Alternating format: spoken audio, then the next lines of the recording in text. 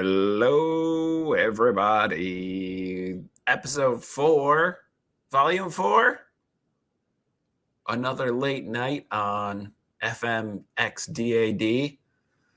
The soundtrack goes on for male emotional avoidance in the late 90s and early 2000s. Today, we're going to talk about a deeper cut. I'm excited about this one.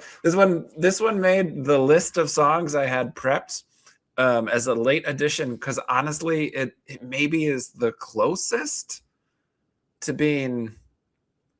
It's the same pattern. It's still bad. It has the most emotional awareness and then it continues to do nothing. Which, if you're playing along at home and interested in sort of the theme, again, I'm not drawing a direct correlation from butt rock in the early 2000s to the manosphere, right? There's not a direct line. I'm setting the stage to say this thing, the manosphere, grew out of this other thing that was a bit of progress in society, which said we should talk about our feelings and like that's okay. That didn't have any of the tools or structure for that.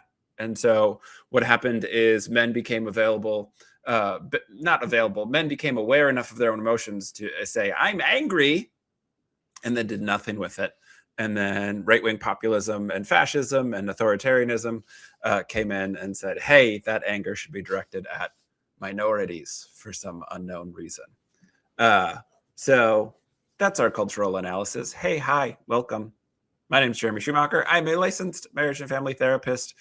This is part 4 of an 8-part series on divorced dad rock, the soundtrack of emotional avoidance. And I'm stoked about this one. I was all set up to record Blurry by Puddle of Mud. Multiple D's there because, I don't know, Fred Durst signed them, so you got to be bad at spelling, I guess, if you're related to Fred Durst somehow. But that song really just didn't have anything for me to work with. These songs are vapid, and that's sort of the point I'm making. And my usage of the word vapid has drastically increased since I've started doing these videos. But even by my standards, Blurry by Puddle of Mud, which was pretty popular, is like a long ass song for a song that had like a lot of radio play and was quite popular. It's a very long song for that time. I'm somebody who loves Pink Floyd, so I'll listen to a long song if it's good. But it's just very repetitive, and I couldn't do that, especially after the repetition that was wasting my time by default. So yeah, we've done Hemorrhage by Fuel. We did a song from Stained, another band that was found, signed, discovered, I'm not sure exactly, by Fred Durst. So again, we have like a new metal douchebag idiot who's signing all these bands who sound vaguely similar. Is something that I think, again, is like, if you look at like masculinity at this time frame as being aware of anger and some vague sense of aggrievement, again, I think like looking at somebody like Fred Durst being like, sure. So that's not ideal. Not ideal to look back on sort of our musical history and be like, gosh, Fred Durst really had a lot to say about which bands were popular. And as I wrap this series in a couple episodes here, we'll talk about Nickelback and Chad Kroeger. Again, like Nickelback was huge. We can all sort of laugh at the look at this photograph meme now, but like that was a really big band. And he was married to like Avril Lavigne for a while, I think, if my Canadian lore is accurate. So we'll talk about that in the Nickelback episode. This one is Cold by Crossfade, a band that didn't really like do a ton. They had 3 albums, but this was easily their biggest hit. Again, really interesting. What's been interesting, sorry, I'm just really long preamble here. What's been interesting is reading how long some of these bands were around before they got big. Default was together for a long time. Crossfade was a band in the early 90s. So like this post-grunge thing also, I think, makes sense when you see how long some of these bands were around and working on their stuff before they actually got famous. This is one of the older songs. Older? It's one of the younger songs released later, released in 2004, so a little later than the window I was necessarily looking in. But I'm happy that we have this song as a good example. So let's go there now. This is Cold by Crossfade. Looking back at me, I see that I never really got it right. I never stopped to think of you. I'm always wrapped up in things I cannot win. You are the antidote that gets me by, something strong like a drug that gets me high.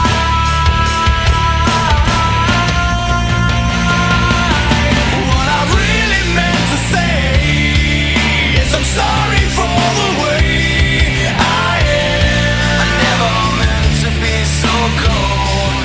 Never meant to be so cold. What I really meant to say is I'm sorry for the way I am. I never meant to be so cold. Never meant to be so. Oh, we're gonna just pause it there because I'm gonna forget what else they said. Back it up one sec.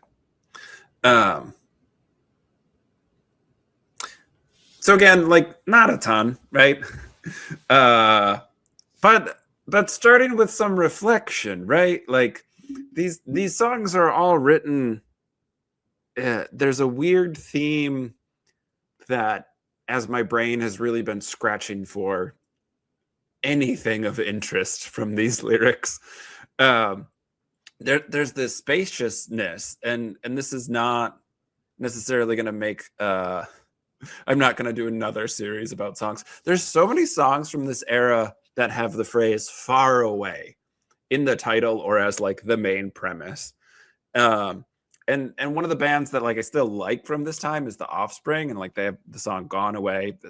A bunch of people cover them, like Five Finger Death Punch and some other stuff.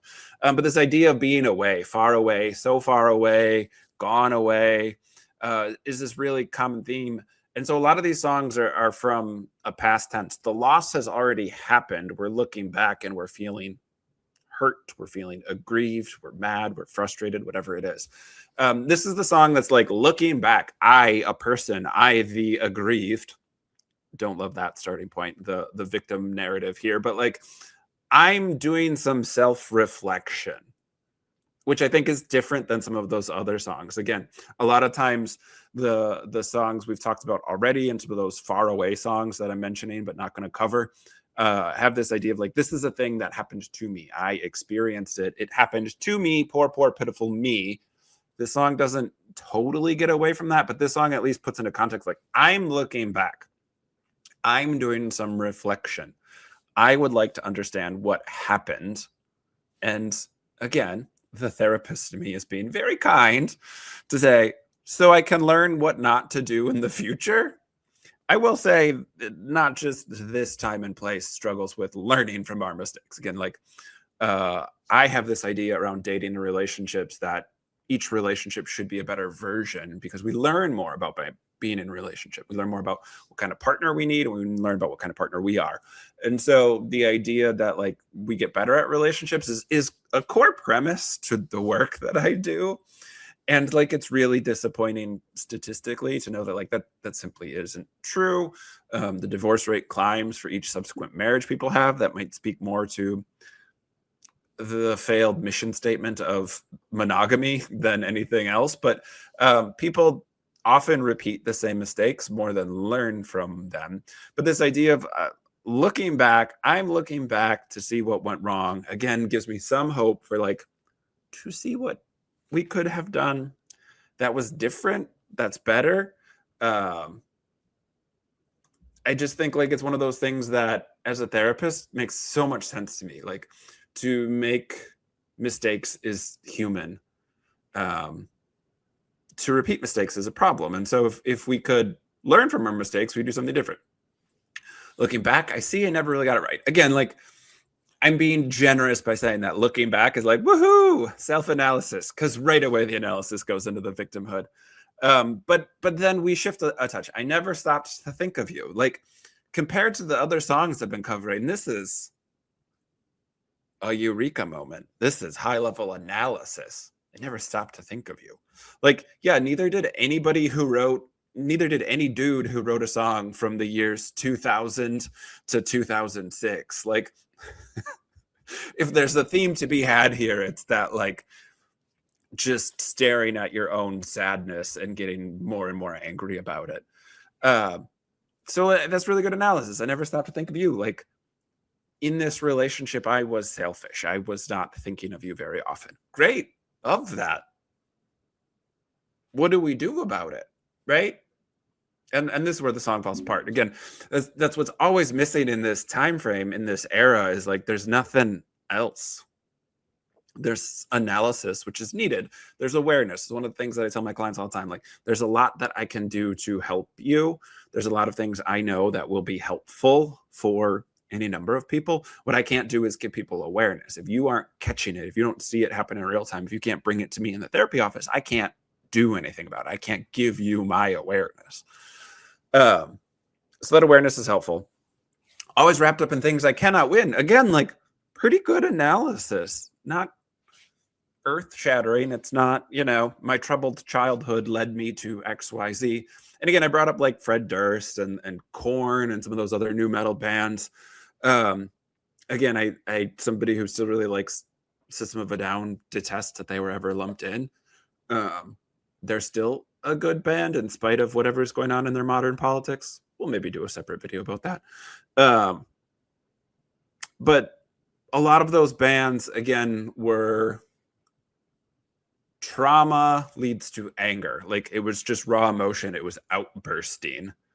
Break stuff. Freak on a leash, right? Like, some of that stuff was just like, there wasn't an awareness or analysis on the emotion. It was just the emotion was coming out. It was an outburst. And that's what I think a lot of that music was. And what shifted in the post-grunge sort of stuff that we're talking about, the divorced dad rock, the butt rock, as it were, is like, the analysis is there. Some of the anger, some of the frustration is still there, but we're coming in and out of it a little bit. But again, there's no growth. There's no development.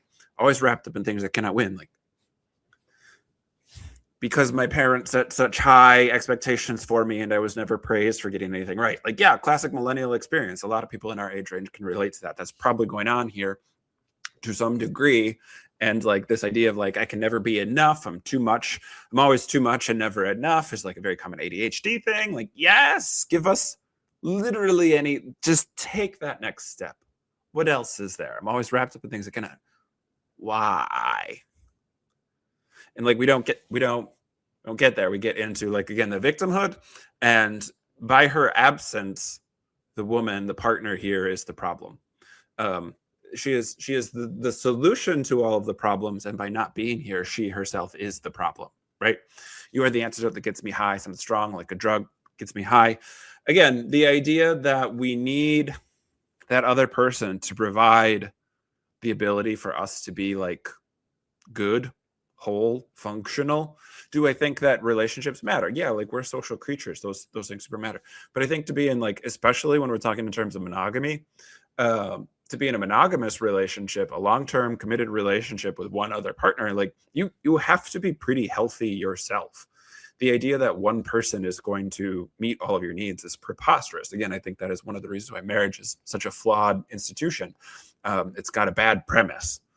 And then we've just like done way too much with that. But this, if we're going to do it, and some people are serial monogamers or just like legit monogamous. Again, humans are not, but some people might be.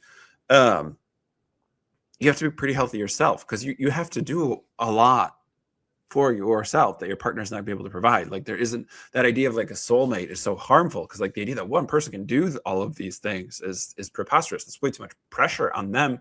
And then what are they getting out of it? They're meeting all of your needs, but like, if you're such a mess that you can't be a healthy person on your own, you're probably not meeting their needs. And so it's just this instant discrepancy in who's getting what out of the relationship. I'm sorry for being cold, and that's what I really meant to say. Again, like, we took the first step on analysis and we just circled right back. And then we're sad and we're frustrated, we're mad, and then we circle back. Like, we just get on the hamster wheel of like being the victim here. Like, this bad thing has happened to me. What it really meant to say is, I'm sorry for the way I am, is not a good apology. We've talked about this in one of the other episodes of this series, just that like a good apology is sorry for a thing that I did, action. Here's what I'm going to do differently in the future to not repeat that. The word sorry, identify the action, identify a plan for what we're going to do instead. And like, I've done couples therapy for so long where I know like hearing sorry often doesn't do a lot. And like the plan itself has to be implemented for it to really matter. But apologies are always like sort of disappointing. Even a good apology is kind of disappointing. It doesn't take the thing away. That can't exist. We can just take the thing away in the future by not doing the thing. But yeah, that's missing here. It's just like, sorry for being so cold. No analysis, no growth, no learning on what we're going to do in the future. I will say the way the song started was cool, and some of the musicianship is good. I don't love when it tries to get soft and emotional. Again, like just a swing and a miss for this music at that time. But I did like that transition into verse 2. It's just hard for me to stop it on time. But let's pick it up on verse 2 here. I'm sorry about all the lies, maybe in a different light. You could see me stand on my own again, 'cause now I can see you are the antidote that got me by, something strong like a drug that got me high.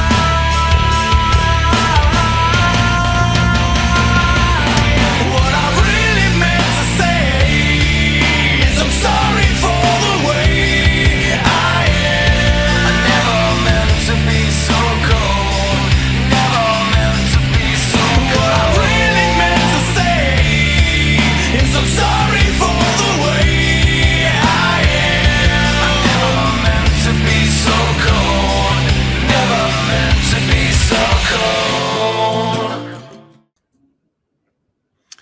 Let's pause there. Second verse didn't really add a lot. Again, we sort of learn what we're apologizing for is the lying, which again isn't a good apology. It's too broad. If you're lying about that many things, where you can just say sorry about all the lies, like that's not good. And again, there's no framework, there's no structure to attach any sort of hope for the future that you will do anything different, because you're not providing that in your apology. So sorry, I lied about this thing. Here's what I'm going to do differently in the future. If you're curious about where that comes from, I've done this level of analysis and I have this level of awareness, and this is the thing that I'm working on.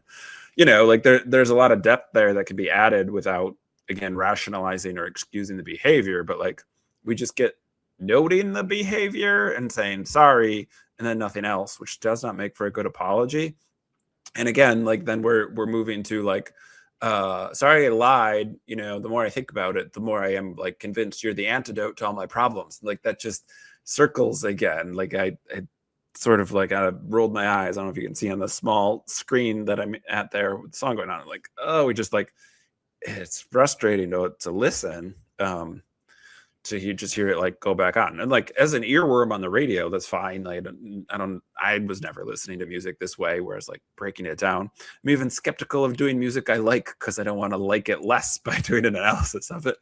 But it's one of those things where like as an earworm, it's fine. But like when we're listening for like, is there any sort of emotional intelligence? Is there any sort of like growth happening here? It's like, oh, nails on a chalkboard, real jarring. Let's go to the bridge and see if that provides any more insight. If you're playing along at home, you're like, Jeremy, obviously not. Right. But let's do it anyway. I never meant to be so cold.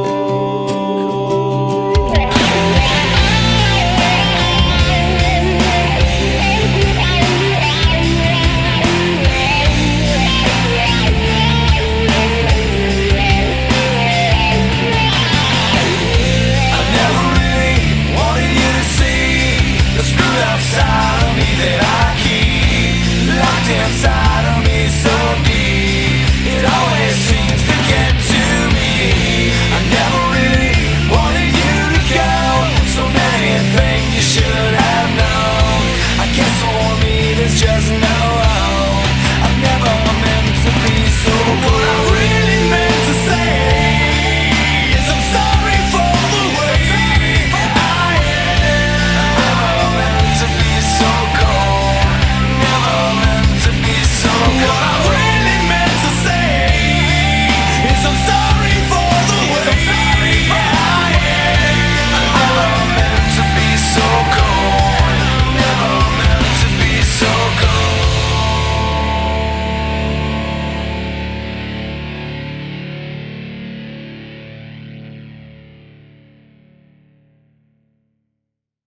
just we got so close. So close. Again, like much better analysis, much better self-awareness and self-reflection than we're getting from some of the other songs.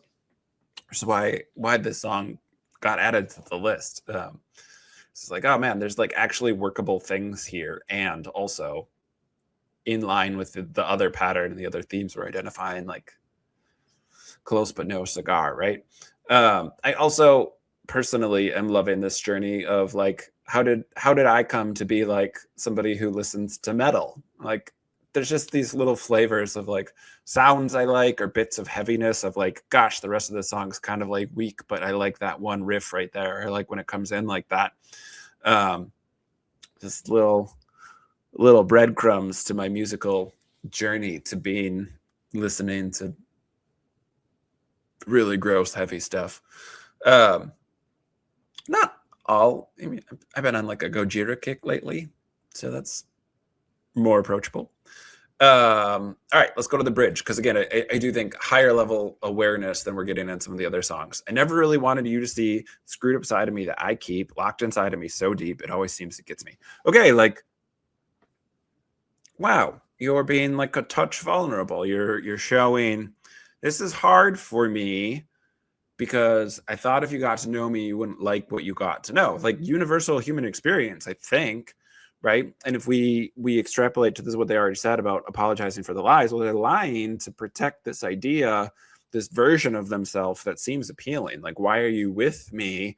I'm actually just sort of like a gremlin deep inside, and you might break up with me if you really knew like how not good of a person I am. So like, I gotta hide that. And like, again, I'm doing a lot of the heavy lift here for that. And sometimes that's what I do in therapy, right? Sometimes I'm translating, you know, a client who's more emotionally intelligent to their partner who's less emotionally intelligent. And like, you keep repeating the same words and we're fighting, but we're not getting anywhere. Like, what if we say it this way? This is really hard for me to not translate. I'm trying to like make this, it's so much better analysis. This is the song with the best self-awareness we're going to get on this journey. Even when we add in a female voice, that's not going to get better. And the two biggest butt rock bands of all time, Creed and Nickelback, are not going to be better. I never really wanted you to go. So many things you should have known. Like, if I had been this vulnerable with you during the whole relationship, maybe we could have connected, maybe we could have grown together, right? What limited me was my deep-seated sense of like, I'm not that likable deep down on the inside. And then that fear came in that you would leave me if you knew that. So I was scared about that I would let my guard down and you would then reject me. Like, yo, that's super valid. That's scary. Relationships are scary because like, what if we love someone and they love us back and then it doesn't work, right? But I think the only relationships that are really meaningful and matter are the ones that have the potential to hurt us. And that's sort of a very like dark way that a relational expert, somebody who does relationships professionally, that's the thing I bring up somewhat regularly. Because sometimes like I work with people who are going through breakups. It's not just fix it. It's not just help us stay together. Sometimes people come in post relationship and I never even get to meet the other person or work with them. We have to clean that up. And it's one of those things where like, yeah, the idea that it hurts us highlights that it was meaningful and probably worthwhile to some degree. And also the next line's infuriating. I was never really wanted you to see screwed up side of me that I keep locked in so deep, always seems to get to me. Good, vulnerable, sharing of feelings. You know, I never really wanted you to go. So many things you should have known. I guess for me, there's just no hope. I'm a sad sack piece of shit who will learn 0 things and never change and just be sad about it all the time because nobody can do the work for me.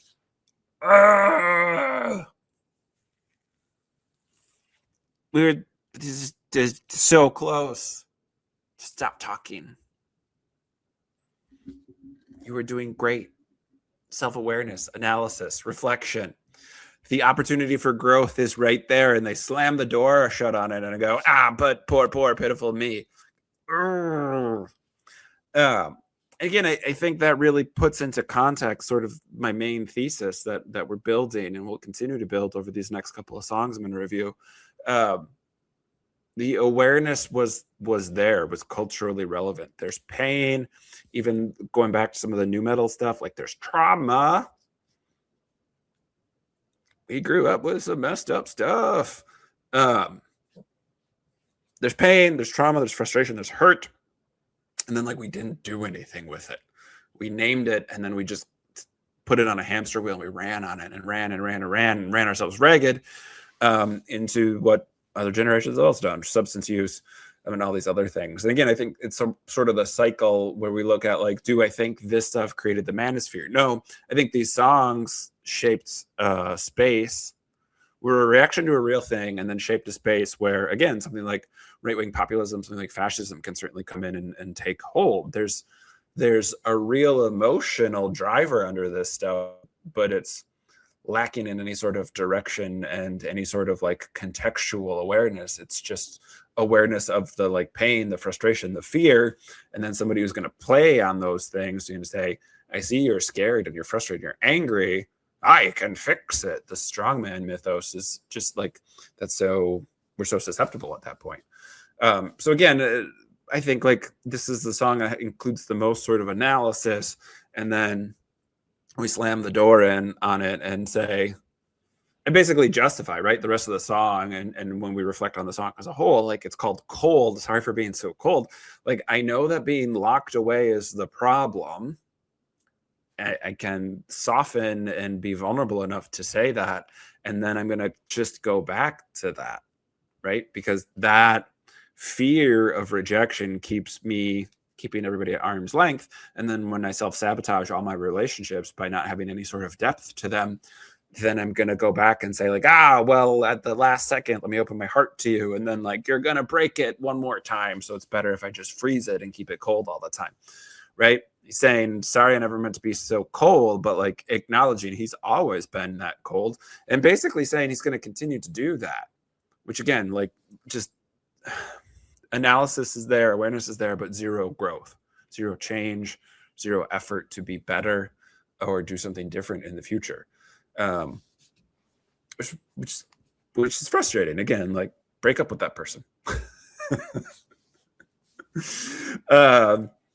I don't mean to be so anti-relationships, but I often do joke about like I have really good job security being in the line of work that I'm in.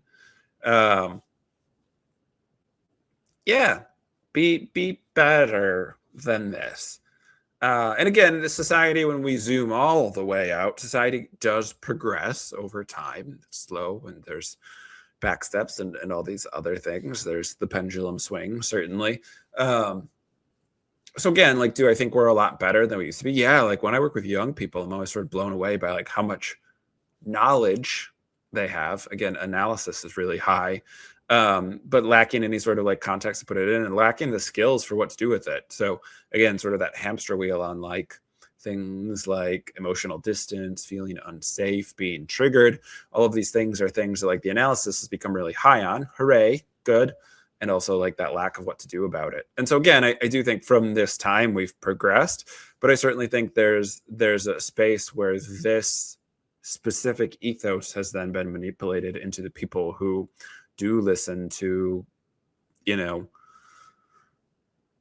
Jordan Peterson, Ben Shapiro, Andrew Tate, right? Like the grievance politics around this idea of masculinity, in that like it's being preyed upon by those people who also have terrible ideas of masculinity and are deeply insecure themselves. But that's being bottled up and snake oil sold with some sort of solution. And again, I just think like that's what a lot of these songs are about. It's like it's the pain, the frustration, there's some emotional analysis, there's a tiny bit of awareness, and then there's a total inability, a total willingness to learn and grow. It's just like, and I'm going to keep doing it, and I'm going to complain about it to all my friends. Got a little country there because that's what it sounded like. Put some twang on it. Any song can be a country song if you sing it in enough twang. I learned that from Pat McCurdy. It's a deep cut for all my Milwaukee listeners. Yeah, I know no other songs by this band. So that's what we got. What's coming up? A duet. Oh, that should be better, right? A duet would be better. It's not. It might be my least favorite song content-wise. We might have the most complaints coming up next.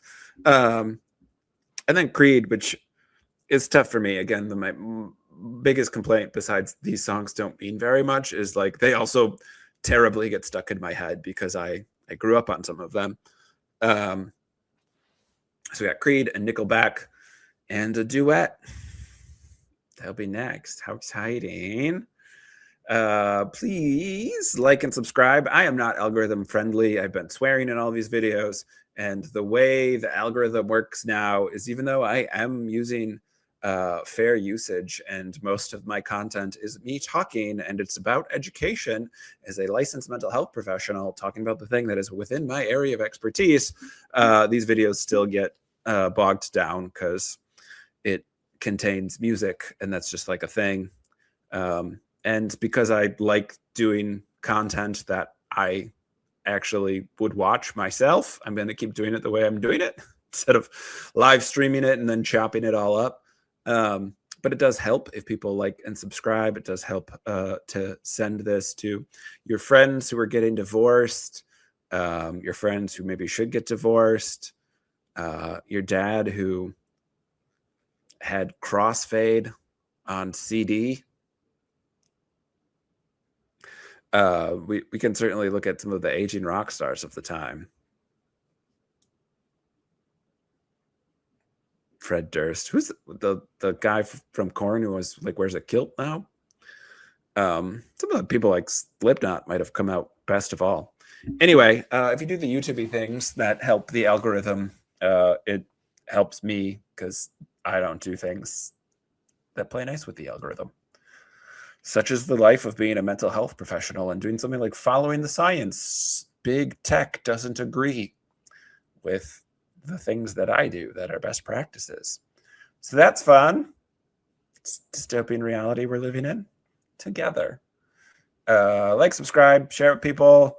I'm going to finish out this series and then maybe do, I have just like a long list of songs people have recommended to me. I haven't lost track of you. I'm not ignoring you. I do a song a week generally, or sometimes a TV show or a movie. So probably we'll do a review of the Odyssey coming up because I'll go see that and we'll talk about the internet outrage and, if the movie's good or not. I'll probably have some thoughts on that, but sort of the outrage. What of it is justified and what of it is bigotry, and how do we sort of deal with legitimate complaints that get taken over by hate groups? It's the thing we all have to be aware of and deal with. But also it's a Christopher Nolan film. So we'll probably talk about that. So that's what's coming up. But if there's something you want me to talk about, please drop down in the comments. I do keep track of all that stuff. I got a list of songs and shows that people have recommended to me. So we'll chip away at that. Cool. Thanks for hanging out with me on the interwebs today. Take care of yourself. Take care of somebody else. Peace.